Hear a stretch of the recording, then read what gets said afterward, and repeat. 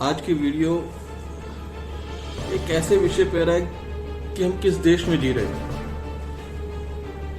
जिस देश को हम अपना देश कहते हैं, हिंदुस्तान, बार बार हिंदुस्तान, वहाँ कब तक इस तरह की हरकतें चलती रहेंगी?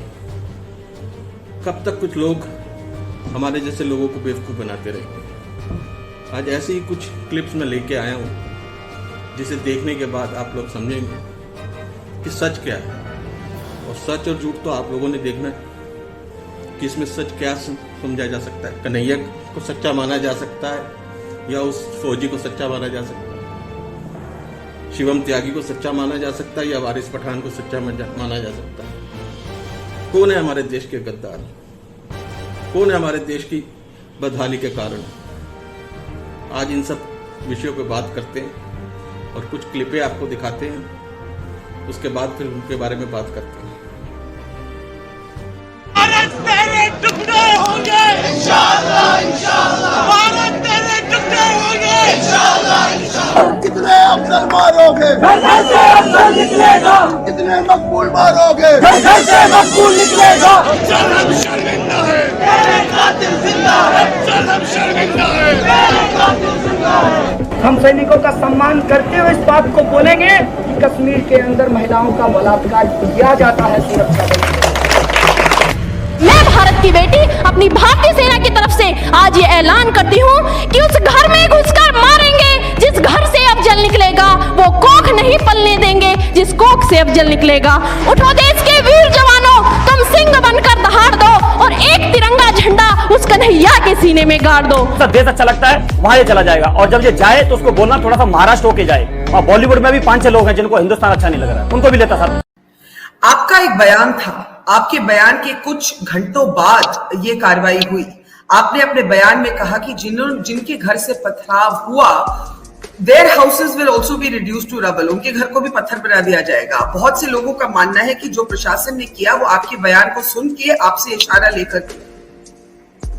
मेरा बयान ऐसा था, अगर फिर कभी दंगाई ऐसा करेंगे तो फिर मेरा बयान ऐसा ही होगा। आपको इससे कोई रिग्रेट नहीं है आपने किस तरह का बयान दिया? मैं संतुष्ट हूं उससे। आप चुपचाप सुनिए, मेरी भी अभी आप चुपचाप जरा सुन लीजिए। मैं आपके बीच में नहीं बोल रहा था, मेरे भी अभिव्यक्ति की आजादी है, मेरी आजादी पे हनन मत करिए, सुन लीजिए। बड़ा हरामी हो बेटा।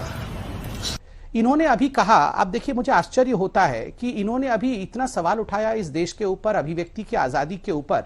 मुझे इस बात का आश्चर्य लगता है कि बार बार और हर शाम को ये पूछते हैं कि स्वतंत्रता संग्राम में हमने क्या किया। आप याद करिए, मैंने बार बार कहा है कि आप बताइए सोनिया गांधी जी के परिवार ने स्वतंत्रता संग्राम में क्या कंट्रीब्यूशन रखा है? झुमरी तलैया से लड़ रही थी क्या? सुनिए, सुन लो, दादाजी की बात कर रहा हूं, आपकी दादाजी की बात कर रहा हूं, कान खोल के सुनो पहले। म्यूजिक।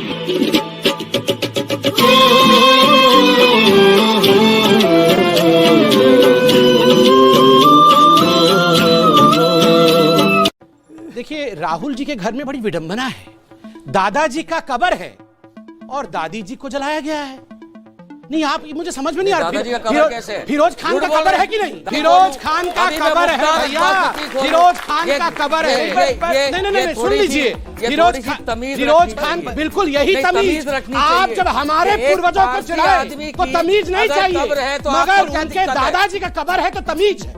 आप बताइए, जब हमारे पूर्वजों को चिढ़ा रहे थे तो तमीज नहीं जरूरत थी। जब मैंने कहा राहुल गांधी के दादाजी का कब्र है तो तिलमिला गए, आग लग गई। आपको पता है उत्तर प्रदेश में झांकने वाले दादाजी मोदी के प्रवक्ता हैं, जो बाथरूम में झांकने की बातें करते हैं। दादाजी का कब्र बाथरूम में, मोदी के प्रवक्ता है। दादाजी का कब्र बाथरूम। किसने किया था? इनवाइट किया था चाय के लिए, अब खाना क्यों खा रहे हैं? रुकिए ना जरा, मुझे चेक करो, मैं बोलूंगा। रुकिए जरा, रुकिए। 38 आतंकवादी जिनको अहमदाबाद कोर्ट ने सजाए मौत दे दी अहमदाबाद ब्लास्ट केस में, उनका केस जमीयत उलेमाए हिंद लड़ रहा है। और आप यहां बैठकर मुझे कह रहे हैं कि गर्दन उतारने वालों का इस देश के लोग समर्थन नहीं करते, या मुस्लिम आउटफिट समर्थन नहीं करते। अरे बाप रे, ये तो धोती खोल रहा है। कमलेश तिवारी की जिन 5 लोगों ने गर्दन काट दी, उन 5 लोगों का केस जमीयत उलेमाए हिंद लड़ रहा है कोर्ट में, और आप यहां टीवी पर बैठकर कहते हैं कि हम समर्थन नहीं करते। खत्म, bye bye, tata, good bye, गया। और कैसे समर्थन करोगे? उनके साथ खड़ा होकर गला तो काटने से रहे, क्योंकि सामाजिक संगठन और आदमी हैं आप। लेकिन ये आतंकवाद का समर्थन नहीं करते, आतंकवादी को बचाने का समर्थन करते। किसको बेवकूफ बना रहे हैं आप यहां?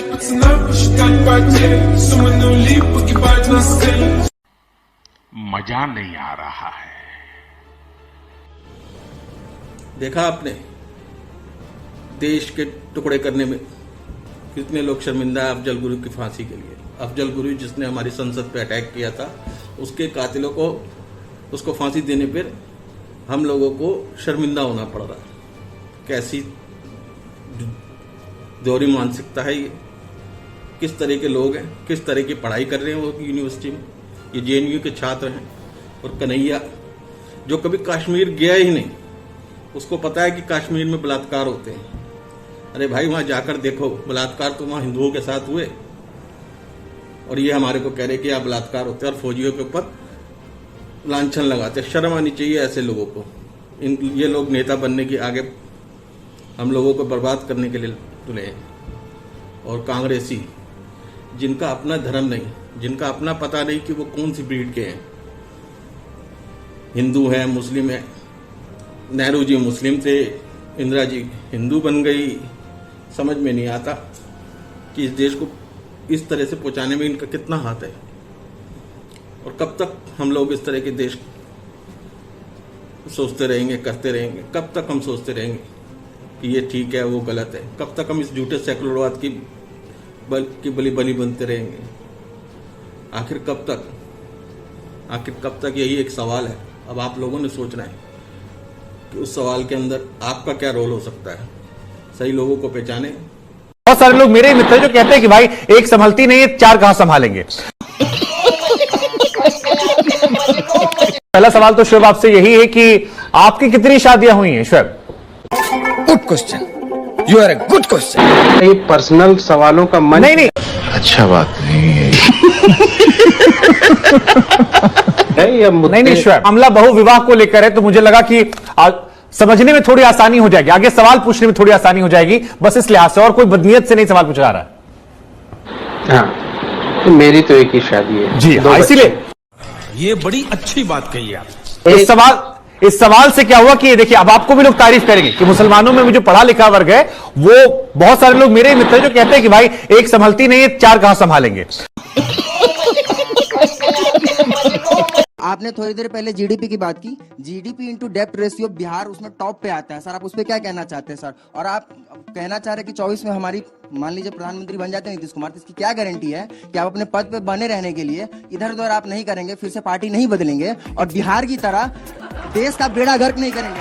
आज तक किसी भी गठबंधन वाली सरकार ने 5 साल सफलतापूर्वक पूरे नहीं किए हैं। आपको ऐसा क्यों लगता है कि आज तक के आपके जो मंत्री हैं 10वीं फेल, वो 5 साल में सफलतापूर्वक कार्यकाल पूरा करेंगे और परिवर्तन लाके दिखाएंगे? समस्या 4 शादियों में नहीं है। 4 शादियों के पीछे पे उस एजेंडे से है जिसका कारण है आप लोग हिंदुओं से आगे बढ़ना चाहते हैं, हिंदुओं पर राज करना चाहते हैं। पर क्या इतने बच्चे पैदा करने से हिंदुओं पर राज कर लोगे? जब उनको पढ़ा सकते नहीं आप लोग, बिना पढ़ाई लिखाई के पंचर वाले क्या हमारे पे राज करना कर सकते हैं?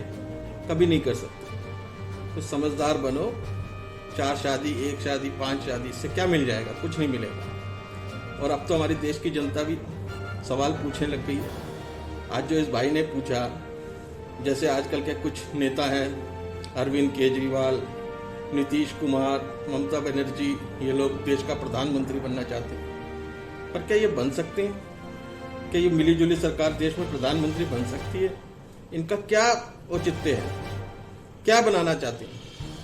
ये लोग वोट के नाम पर कुछ भी कर सकते हैं। कभी टोपी पहन लेते हैं, कभी कुछ पहन लेते हैं। जो अपने धर्म का सगा नहीं, वो इस देश का सगा कहां से हो जाएगा? वो कैसे देशभक्त हो सकता है जो अपने धर्म के साथ व्यक्ति ने कर सके? शर्म आनी चाहिए ऐसे लोगों को जो 10वीं पास अपने मंत्रियों को लेकर प्रधानमंत्री बनने का सपना देखते हैं। आइए आपको कुछ और लोगों की बातें सुनाते हैं जो हर आम आदमी लोगों के मन में सवाल उठते हैं। आइए देखिए कुछ ऐसे ही सवाल।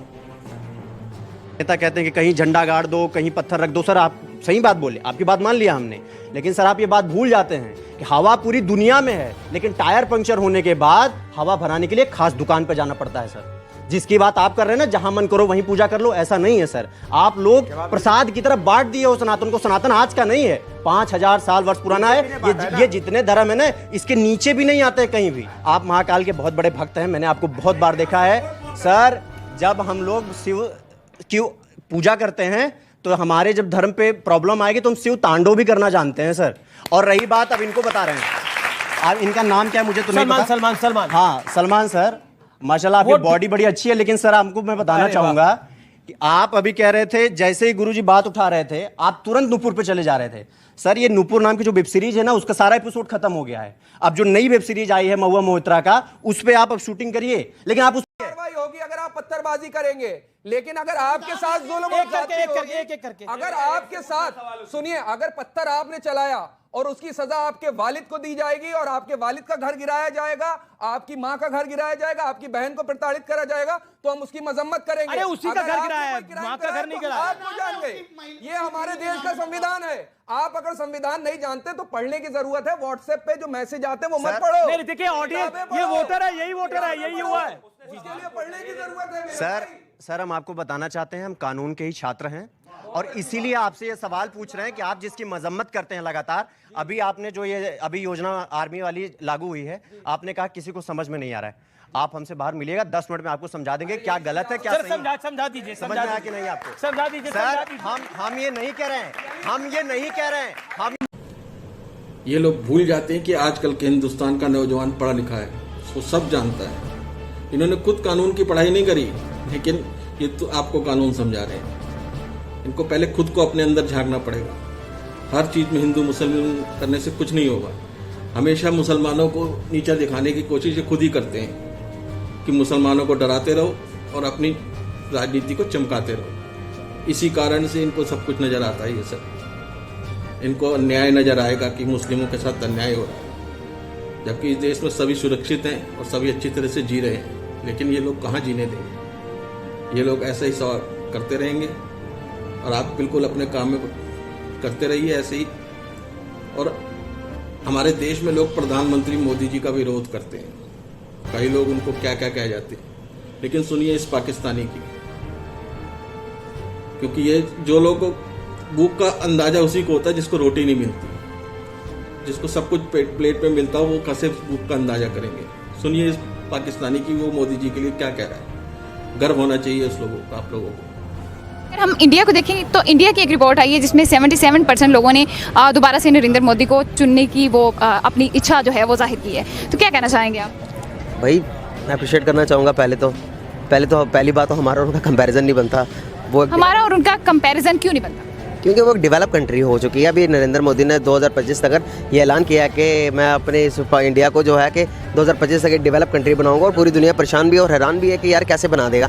लेकिन जिस बंदे का इतना बड़ा एम है वो बना भी सकता है। अगर आप हिस्ट्री निकाल कर देखेंगे किसी भी चीज़ की, जब से नरेंद्र मोदी को 10 साल पूरे होने वाले हैं, आप देखेंगे तो आपको कुछ जैसे जैसे आप हिस्ट्री को निकालते जाएंगे, चीज़ों को एक्सप्लोर करते जाएंगे, आप एक एक साल को जब देखेंगे, एक एक दिन को देखेंगे, एक एक महीनों को देखेंगे, जैसे जैसे आप किताब को जैसे कि चेंज करते हैं, वर्का चेंज करते हैं, इसी तरह वाव आपकी जुबान से निकलती जाएगी। क्योंकि उन्होंने काम इतने बेस्ट किए हुए हैं अपने मुल्क के लिए, चाहे वो हमें अच्छे नहीं लगते, हमारी कंट्री को अच्छे नहीं लगते, लेकिन जो दुश्मन का दोस्त होता है वो दोस्त का दोस्त भी नहीं होता। अब आपने सोचना है कि आप अपने मुल्क में किसे प्रधानमंत्री देखना चाहते हैं। राहुल गांधी को, जो विदेश में जाकर ये कहते हैं कि इंडिया यूनियन ऑफ स्टेट है, इंडिया कंट्री नहीं है।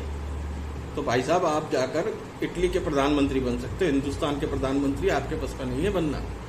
और एक केजरीवाल जी हैं जो ताजे अभी प्रधानमंत्री की रेस में अपने आप को शामिल किए हुए हैं, जिनका झूठ का तो कोई अंदाजा ही नहीं है। हम खुद दिल्ली में रहते हैं, हमें पता है कि यहाँ पर क्या डेवलपमेंट हो रही है क्या नहीं हो रही है। काम के नाम पर जीरो और प्रचार के नाम पर अपनी फोटो हर जगह लगा के ये सोचते हैं कि ये सब कुछ कर रहे हैं, कुछ भी नहीं रहे। और आप ममता बनर्जी, मुलायम सिंह यादव, इनका इतिहास कहने में मुझे लगता है कि अपना ही जबान खराब होगी और कुछ नहीं होगा। बाकी आप सब लोगों के अपने ऊपर है। अगर आपको वीडियो पसंद आए तो लाइक करें, शेयर करें, सब्सक्राइब करें और अपने विचार कमेंट बॉक्स में लिखें। धन्यवाद। जय हिंद, जय भारत।